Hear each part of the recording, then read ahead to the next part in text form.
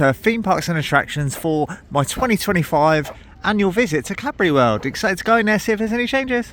How's everyone doing? It's a cold one today, that's for sure. Let's get in there and check Cadbury World out for 2025. Just queuing up now. It's very busy today because obviously it's a Saturday. All the parks are shut, so where else to come apart from Cadbury World? There's not too many indoor places, is there, in the UK? And Cadbury World's a decent attraction, to be fair. You've got the photo opportunity going off in there. Now, when you obviously get round just over there, they give you a couple of bars of chocolate normally. So let's get over there and see if that still applies, shall we? Well, look at all that chocolate back there. Will I get any 12s or caramel? I'm not really a fan of the Dairy Milk caramel, to be honest, but the 12s, massive fan. And you got the chocolate dart ride there, and there's the showtimes for it as well. And just like that, I've got the 12, my favourite Cadbury chocolate bar. What is your favourite Cadbury's chocolate bar? Let me know in the comments section. I've always loved this section as you walk in here. If you've seen any of my other Cadbury vlogs, you'd see this at the start of the vlog. But yeah, really well themed in this little start bit. I'm going to enjoy this anyway. Just waiting to go into the show now, just over there. Obviously you just queue around this area around here. You've got all of the shops around here. These look good. Really well themed in here. You've got the lighting just over there. Really enjoyed that 12. Like I was saying, it is my favourite chocolate bar from Cadbury's. Be interesting to know what your favourite is, because lots of people like different things. I like a good crunchy as well. Do you like putting your chocolate in the fridge? That's the question. Do you like it in the fridge? Do you like it out normally? It's a tough one. Let me know in the comments anyway. It'd be interesting to know. Lots of people like different things. Not going to record this show though. Just going to go in there, so I'll see you when I get out of there. Just got out of the show now. Yeah, it's 2 rooms. You each come in here obviously, and this one has got the moving seat. Yeah, obviously if you don't want the seats moving at the back there, the back 2 rows don't actually move, but you go from that room just over there into this one. Now lastly, obviously you'd walk out here and there was a person here. You could actually watch the demonstration. That's actually gone at the moment. I'm not too sure what that's gone. Do you know? Let me know in the comments. One of my favourite parts of Cadbury World is this, just over here. You pick what obviously toppings that you want just over here, which is free and included in the price, and then they make it for you and give you it in a little pot, and it actually melts the pot after, wait 5-10 minutes, and it tastes a lot better than what you actually get at the start. It tastes a lot better melted. I'll show you what I get in a second. Just gone for the fudge and Oreo, thank you very much. Yeah, if you just wait a little while, that actually melts in and it's a lot more nicer because it goes all gooey. So yeah, looking forward to this.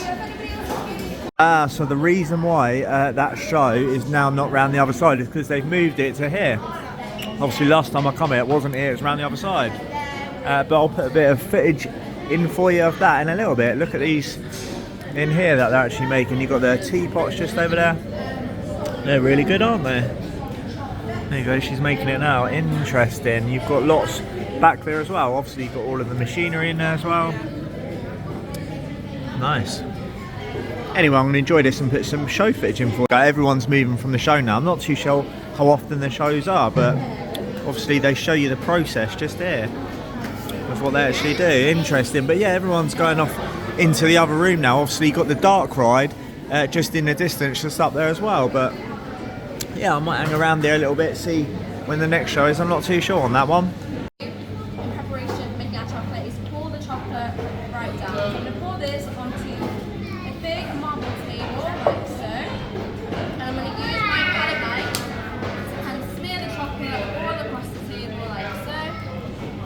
And the reason we do this on a marble table is anyone have an idea why we use marble, not any other steel stuff? Yeah? So we don't stain the table. That's a good guess. Honestly, it's probably one of the better reasons.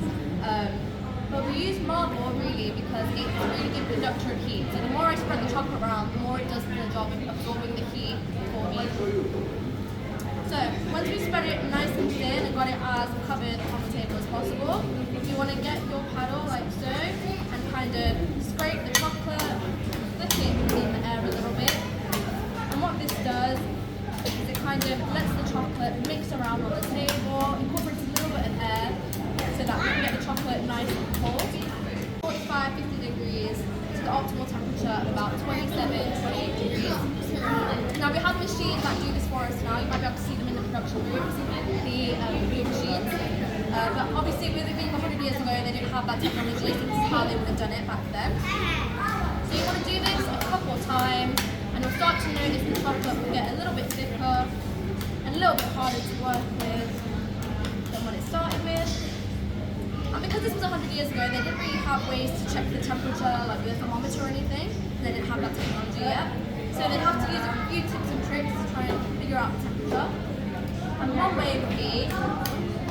give it a little touch, a little feel. I'll show you how to do that. We'll just check to see if the chocolate was a bit warm, if it was cold, and then try and figure out if it was at the right temperature. And it kind of holds its shape in your hand, and it doesn't drop until you give it a little shake, like I said. Also, if it makes quick ribbons in the chocolate and it doesn't sink in completely, then you know your chocolate is tepid. But get it all nice and in the scoop crevices as smooth as possible. And as you can see, it's quite a messy thing to be doing, but they wouldn't want to waste any of that chocolate because it was very, very expensive. It was quite close actually, it was about £60. And they would have only made about £45 a year making this chocolate. So they would have had to work for about a year and a half for them to even afford the chocolate that they were making. 2, 1. Please don't be saying it's not safe to eat. If you have any questions, Some footage there of the show. It's really interesting, obviously, finding out how they used to do it. You know, got some chocolate down there. And obviously, there's the chocolate bits. Obviously, they smooth it out, and they've got the fridge down there. I didn't put all of the footage in for you because it's about 10 minutes of footage, so I thought I'd just put about half in for you, just under that or something. But yeah, really interesting to find that out.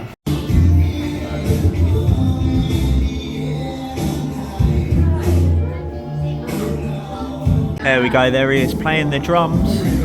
Who remembers this?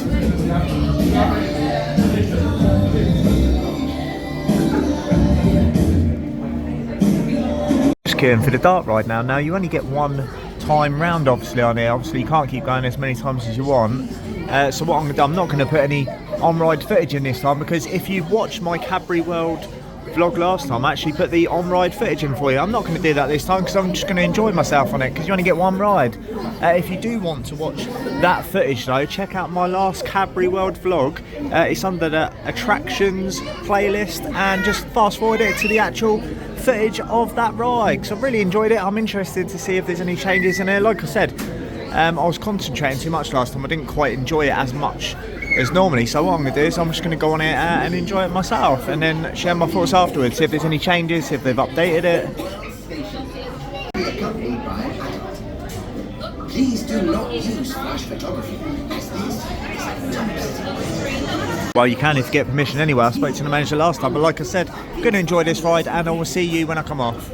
Yeah, like I was saying, I've come out from the dart ride just over there. I'm not going to film all this in here because I'm doing a separate vlog on this on the channel, so make sure that's going to be next on the channel. Make sure you give that a watch. I really enjoyed that dart ride. Like I said, it's really well themed in there.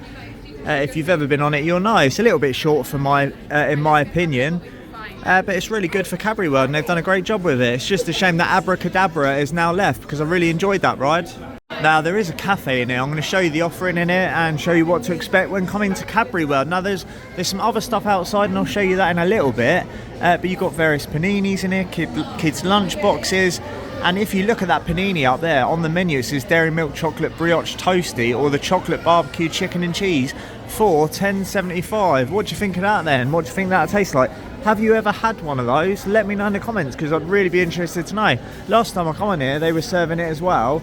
And I was thinking, is there many people that buy that chocolate in a panini? Let me know if you've ever had it before. So I was just looking at those desserts there. You got various muffins. Interesting. Yeah, it looks decent in there. Plenty on the menu. Not too sure about that chocolate panini though. And if you don't want that, you've got some pizzas, fish and fries, jacket potatoes. So yeah, you don't have to have the chocolate panini. Let's go inside the Bournville experience here. Now, I come in here before, I was really impressed with all of the theming in there. You can see all of the walls, really well themed. As I was saying, yeah, if you do come to the Cadbury, if you do come to Cadbury World, it's not going to be too much different, unless a new attraction comes here or something. But I thought, pop down, there's not too much open in the UK at the moment, is there, to be fair? I mean, where is there to go? There's not too many places. Obviously, if you go abroad, you can record stuff, but even abroad, you're limited with the theme parks that's open at the moment. I was thinking about a trip, but it's not great, is it, at the moment in January? So I'm going to hold off that at the moment. I've got lots planned later on in the year. I'm off to Florida. I'm going to go to Tenerife. So there's so much content on the way. And as you'll see as well, I've also made a purchase, and I'll be showing you that in a few weeks' time on the channel, and show you what I actually bought. And it is a big purchase, so make sure you check out that vlog or vlogs on the way on the channel. Probably not yet, in a few weeks time, as I was saying. Got lots of cabinets around here. I was really impressed with all of this old Cadbury merch in here. Look at this Cadbury Roses display case around there. Yeah, one thing this place does do is show you all about the history of Cadbury, obviously back in the day, how they used to operate. You've got all of the facts around here of lots of the different workers and what they brought to the table for creating our favourite chocolate in the UK. Is it your favourite chocolate now? That's the question. You've got Galaxy, you've got Cadbury's, you've got a lot. Even Toblerone, I quite like Toblerone, but I like that in the fridge myself. Cadbury's, I can take it or leave it in the fridge, to be honest with you, but Toblerone has to be in the fridge for me. I'm going to show you a little look inside these cabinets, see if you remember any of these items back in the day. And you've got the yummy Cadbury's mini rolls just over there. You've got the animals van just over there as well. Yeah, obviously some of these you'll remember, some of them I don't, some of them I do. I remember that there. I used to have one of those as a kid. Obviously you just put your 2p in and the chocolate comes out. But yeah, there's so many things to look at in here. If you are a Cadbury fan, or whether you've been eating the chocolate from back in the day, you remember some of these items.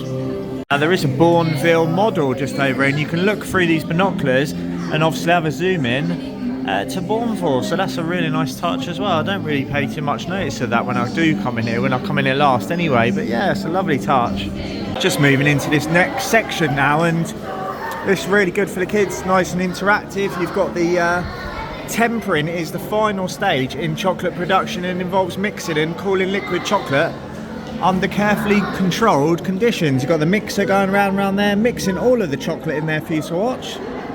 So that's good.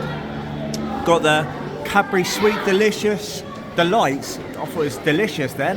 Well, it is delicious, isn't it? But you've got all of the Cadbury stuff in here from back in the day. You've got the cream egg cup just over there. There's so much to look at. If you are a fan of just taking things at your own pace and just looking at history, obviously what things used to be like in the Cadbury day, back in the day, lots of old Cadbury packets. Can you spot anything? Obviously 1982 Cadbury selection box over there. Obviously this is a museum as well as a tourist attraction now. It's Merlin operated obviously now, so it is on the Merlin Pass. But yeah, there's so much to see in here. Obviously I'm going to take you around just over here and show you what's over here as well. Once you do come in here, look at this, that certain people have done. That's really nice, isn't it? Just going to have a go at scraping this now. Obviously you just flatten this out with this. Just like that. I'm not good at this at all, to be honest with you. Just give that a bit of a flatten out, just like that. And then just pick up the scraper. I'm not too sure. Obviously after a while this goes hard and into a different texture, doesn't it? I'm not too sure how long it takes, probably 5-10 minutes, something like that. But yeah, I'm not the best person to do this, but really good in here. Lots of interaction for the kids, everything going on. And this bit's really impressive from Cadbury World. Nice and interactive for the kids as well.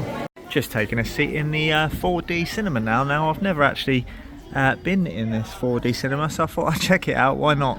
Unfortunately I can't film a lot for you like this. And the other ride I actually, like I said, did before in my previous vlog. I just wanted to enjoy it this time, which I did. It's a decent ride. It actually stopped operations for a couple of minutes though midway through the ride, which wasn't great.